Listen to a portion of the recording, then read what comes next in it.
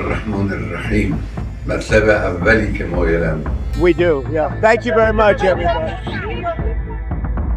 মার্কিন president Donald ট্রাম্পের হুমকির পর বুধবার জাতির উদ্দেশ্যে ভাষণ দিয়েছেন ইরানের সর্বোচ্চ ধর্মীয় নেতা আয়াতুল্লাহ আলী খামেনি।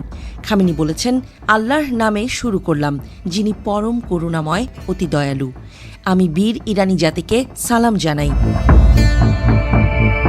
আমি প্রথমেই ইরানের মানুষের প্রশংসা করতে চাই। সম্প্রতি শত্রুরা আমাদের দেশের ওপর যে পরিস্থিতি চাপিয়ে দিয়েছে, তাতে আমাদের প্রিয় জাতি যে আচরণ প্রদর্শন করেছে তা অবশ্যই প্রশংসার দাবিদার।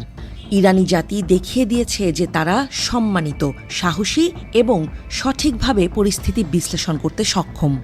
গাদিরের দিন যে মহান আন্দোলন জনগণ বিশ্বকে দেখিয়েছে তা ছিল এক বিশাল আন্দোলন। এই কয়েকদিনে তারা জনসমাবেশ করেছে, মিছিলে অংশ নিয়েছে, জুমার নামাজে তাদের উপস্থিতি, নামাজের পর তাদের মিছিল, এই সবই আমাদের প্রিয় জাতির বুদ্ধিমত্তা, আধ্যাত্মিকতা, সাহস ও পরিস্থিতি বিশ্লেষণের শক্তি প্রদর্শন করেছে। আমি মহান আল্লাহর কাছে শুকরিয়া আদায় করি, যিনি এই ঈমানদার জাতিকে এমন আধ্যাত্মিক পার্থিব সক্ষমতা ও সম্ভাবনা দান করেছেন। আলহামদুলিল্লাহ।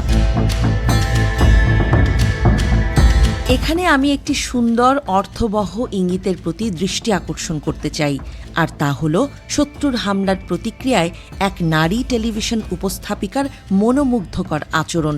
তিনি আল্লাহু আকবার বলেছেন এবং পুরো বিশ্বের সামনে ইরানি জাতির শক্তির চিহ্ন উপস্থাপন করেছেন। এটি একটি ঐতিহাসিক ঘটনা ছিল, এটি ছিল অত্যন্ত মূল্যবান। দ্বিতীয় বিষয়টি হল, এই কাজ অর্থাৎ ইহুদি রাষ্ট্রের নির্বোধ দূষিত হামলা আমাদের দেশের ওপর এমন এক সময়ে সংঘটিত হয়েছে যখন আমাদের সরকারি কর্মকর্তারা যুক্তরাষ্ট্রের সাথে পরোক্ষভাবে ও মধ্যস্থতাকারীদের মাধ্যমে আলোচনা চালিয়ে যাচ্ছিলেন। ইরানের পক্ষ থেকে এমন কোনো ইঙ্গিত ছিল না যা সামরিক পদক্ষেপ বা হঠাৎ কঠোর প্রতিক্রিয়া প্রকাশের ইঙ্গিত বহন করে। অবশ্য শুরু থেকেই সন্দেহ ছিল এই মন্দ কাজের পেছনে যুক্তরাষ্ট্র জড়িত। তবে তাদের সাম্প্রতিক বক্তব্যের আলোকে এই সন্দেহ দিনে দিনে আরও প্রবল হচ্ছে।